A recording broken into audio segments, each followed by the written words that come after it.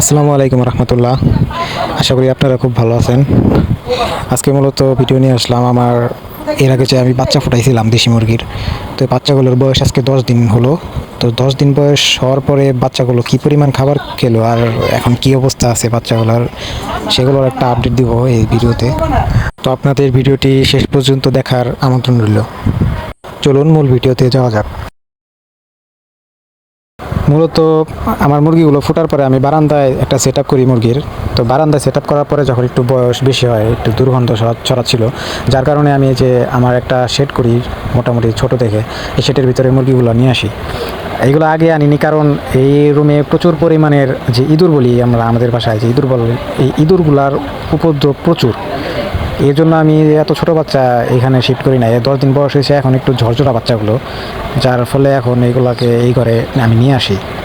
প্রথম 3 থেকে 4 দিন আমি পেপার বিছাই। তো পেপার বিছানোর পরে পেপার অনেক নোংরা করে ফেলায়, মাঝে ভিজিয়ে ফেলায়, যার জন্য আমি এখন ধানের তুষ ব্যবহার করতেছি। তো তুষগুলো আমি মোট 3 দিন পর্যন্ত রাখি, 3 দিনও না আর কি, 2 দিন পর্যন্ত রাখি। তারপর আমি তুষগুলো চেঞ্জ করে আবার নতুন তুষ এটার সাথে অ্যাড করে দিই। আর তুষগুলো দেওয়ার আগে আমি ভালো করে রোদ্রে তুষগুলো রাখা গরম করে তুষের মধ্যে যে এই ময়লাগুলো থাকে, ময়লাগুলো ঝেড়ে ফেলে তারপর মুরগি দেয়। আপনারা তুষ দিলে মুরগিকে অবশ্যই তুষের ময়লাগুলো ঝেড়ে তারপর মুরগির বিছানা তৈরি করবেন। আর মূলত আমার মুরগিগুলো আজকে 10 দিন পূরণ হলো। আর 10 দিন পূরণ হতে ওরা মোট এখন আপাতত 51 পিস মুরগি আছে, 52 পিস মুরগি আছে। তো আমার ফোটার পরপরই 10 পিস মুরগি আমার সেল হয়ে যায়। তো 52 পিস মুরগি আমার 10 দিনে ওরা সর্বোচ্চ আর কি 5 কেজি খাবার খেয়েছে। তো খাবারটা আজকে সকালে শেষ হয়। 5 কেজি যে খাবারটা আমি আগে এনে রাখছিলাম, আমি আর 2 দিন আগে খাবার শেষ হবে দেখে আর 2 দিন আগে আরও 3 কেজি খাবার নিয়ে আসি কিনে। তো আমি একবারে বেশি খাবার আনি না, কারণ মুরগির খাবারগুলো অনেক তাড়াতাড়ি ড্যাম আসা পড়ে। এখন তো আর বৃষ্টির দিন, তো ড্যাম খাবার খেলে মুরগির পায়খানা যদি অনেক সমস্যা হতে পারে, যার ফলে আমি ওদেরকে খাবার যখন শেষ হয় তারপরে আমি নিয়ে আসি। আমাদের এখান থেকে আবার খাবারের দোকানটা খুব একটা দূরে না, তো তাড়াতাড়ি চলে আসা যায়। ওদের জন্য জায়গাটা একটু ছোট হয়ে গেছে, কারণ ওরা আস্তে আস্তে বড় হইতেছে, আর একটু বড় জায়গা লাগবে। তো আমার যেখানে ওদের রাখছি ওই জায়গাটা একটু সেট আপ দেওয়া বাকি আছে। তো সেট আপ দিলে ওরা যদি একটু ঝরঝরা হবে, যখন বোর্ডিংটা কমপ্লিট হয়ে যাবে, তখন আমি ওদেরকে আলাদা মাটিতে একটা সেট আপ দেওয়া জায়গাটা বড় করে দিতে পারবো। আপাতত ওদের বড় করে দিতে পারতেছি না, কারণ এই ঘরে আমি আরও কিছু মুরগি পালন করি। তো আর দেশি মুরগির একটা নেচারই, ওরা প্রচুর মারামারি করে।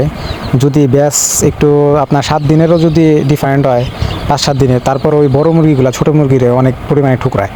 আর খাবার আমি ওদেরকে এখনও স্টার্টার খাবারটা চালাচ্ছি। আর খাবারের পাত্রগুলো আপনারা চেষ্টা করবেন যে ঘন ঘন ওদেরকে চেঞ্জ করে দেওয়ার জন্য, আর কি পরিষ্কার করে দেওয়ার জন্য। আর পানির মধ্যে অনেক সময় ওরা পায়খানা করে থাকে, আবার তুষ যেহেতু বিছানো হয়েছে, তুষটাও অনেক সময় ইয়ের ভিতরে যায় আর কি, পানির পাত্রের উপরে যা থাকে, ওইটা আপনারা যখনই দেখবেন ওইটা পরিষ্কার করে দেবেন, পরিষ্কার করে নতুন পানি দেবেন। আর খাবার আর পানির পাত্র যত পরিষ্কার থাকবে আপনার মুরগির খামারে, তত বেশি আপনার মুরগি সুস্থ থাকবে। তো খাবার আর পানির পাত্রটা পরিষ্কার রাখা খুবই গুরুত্বপূর্ণ মুরগির খামারের জন্য। এই যে এখানে যে মুরগিগুলো দেখতে পাচ্ছেন, এইগুলারে আমি কয়েকদিন আগে খাঁচায় আটকে রাখি, আর ঘরটা একদম পরিষ্কার করে দিয়েছিলাম। তো আজকে সকালে এসে দেখি যে ওরা কীভাবে জানি খাঁচার থেকে বের হয়ে গেছে, সবগুলা বের হয়ে যে একবারে ঘরের কি একটা অবস্থা করছে দেখতে পারতেছেন। আর এই দেখেন একটা যে খাঁচার 2 মাঝখানে যে আটকে গেছে, এটা তো আমি খেয়ালই করি না, এখানে খাদ্য দিতে এসে দেখি এই অবস্থা। আর যেহেতু ওদের বের করে দিলাম, তো এদের একটু বড় সাইজের এই কয়টা মুরগি আমার আছে এইগুলো বের করে দিলাম, কারণ ঘরে নোংরা করে ফেলছে, এটা ঘর আবার আগের মতো পরিষ্কার করতে হবে। এই জন্য খাঁচায় আর খাবার পানি আলাদাভাবে না দিয়ে ওদেরকেও বাইরে বের করে দিলাম। আর এই বাইরে ছাড়া এই মুরগিগুলো কিন্তু আমার নিজ খামারের বাচ্চা না, এগুলো আমি বাইরে এক জায়গা থেকে কিনে নিয়ে আনি। তো কিনে আনার কারণ হলো আমি দীর্ঘ 6 মাস যাবৎ কোনো বাচ্চা ফুটাই নাই আমার খামারে, যার কারণে অনেকেই বাচ্চা চাইছিল। আর আমার এক পরিচিত একজনের আর কি, ও মুরগি নিচে দিয়ে বাচ্চা ফুটায়। তো ওর কাছ থেকে আমি 3 ব্যাচের বাচ্চা একসাথে কালেক্ট করি। তো ওইগুলা এই বড়ো সাইজের যে বাচ্চাগুলো দেখতে পারতেছেন, এগুলা ছিল আপনার 8 পিস, এখন আছে 4 পিস, আর 4 পিস বিক্রি হয়ে গেছে। আর ছোটো বাচ্চা ব্যাচের ওগুলা ছিল আপনার 15 পিস থেকে এখন 13 বা 12 পিসের মতো আছে। একবারে ছোটো অবস্থায় আনা হয়েছিল এগুলাকে। যাই ওগুলাকে খেতে দিয়ে আমি আমার ওই ছোটো বাচ্চাগুলোর খাবার পানির পাত্রগুলো পরিষ্কার করে নিয়ে আসি। পানির মধ্যে ওদের লাইসোবিট দিছি, কিছুদিন আগে ওদের অ্যান্টিবায়োটিক ডোজটা কমপ্লিট হলো, অ্যান্টিবায়োটিক ডোজ কমপ্লিটের পরে এখন লাইসোবিট চালাচ্ছি। এখন এই হলো আপডেট। আর এখান থেকেও 10 পিস 2-1 মধ্যে ডেলিভারি হয়ে যাবে। এক বোন ডেলিভারি আর কি অর্ডার দিয়ে রাখছে 10 পিসের বাচ্চা। অ্যান্টিবায়োটিক ছাড়া ব্রুডিং করতে গিয়ে একটু ঝামেলায় পড়েছিলাম। তো তারপরে অ্যান্টিবায়োটিক চালানোর পর আলহামদুলিল্লাহ এখন সব মুরগির বাচ্চাই সুস্থ হয়ে গেছে। আর আমার বাচ্চা যেহেতু একটু বেশি ছিল আর কি, 60 পিসের মতো বাচ্চা আমি প্রথমে তুলি।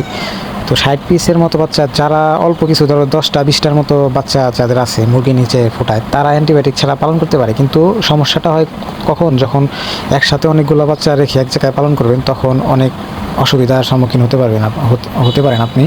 তো তখন আপনারা অ্যান্টিবায়োটিক ইউজ করবেন মাস্ট। আর তুষের উপরে মুরগির বাচ্চা আপনারা যদি ছাড়েন, এরকম প্রতিদিনই রাতে বা সকালে আপনারা কিছু একটা কাঠি দিয়ে এভাবে তুষগুলো নেড়ে দিবেন। কারণ মুরগির লিটারে ওরা যখন পায়খানা করতে থাকে, পায়খানা করতে করতে এই লিটার দিয়ে অ্যামোনিয়া গ্যাস তৈরি হয়, একটা গন্ধ, একটা তীক্ষ্ণ একটা গন্ধ আসে তখন নাকে। আমি চেষ্টা করি 2 দিন পর পরই তুষগুলো চেঞ্জ করে নতুন তুষ দেওয়ার। আর তুষ কীভাবে রিসাইকেল করবেন এটা নিয়ে একটা ভিডিও করব আমার। আর আপনারা যে পানির পাত্রটা দিবেন, ওই পানির পাত্র ওদেরকে বেঁধে দিবেন, দুই পাশে সুতা দিয়ে একটা কিছুর মধ্যে ঝুলিয়ে ওটা বেঁধে দিলে ওরা নাড়াচাড়া করলে বা পানির পাত্র উল্টে যে তুষ ভিজে যাওয়ার সম্ভাবনা থাকে না খুব একটা। আমি ওই যে ওরা একটু বড় হওয়ার পর থেকে এইভাবে একটা খড়ির মাধ্যমে সুতা দিয়ে ওদেরকে ঝুলিয়ে রাখি। এতে খাবার নোংরাও, পানির পাত্র নোংরাও কম হয়, আবার আপনার পানি ওরা ফেলে দিয়ে তুষ নষ্টও করে ফেলে না। তো আজকের মতো বিদায় নিচ্ছি এখানেই। আপনারা সবাই ভালো থাকুন, সুস্থ থাকুন। আমাদের সকলের মনের অনেক বাসনা আল্লাহ তাআলা যেন পূরণ করে।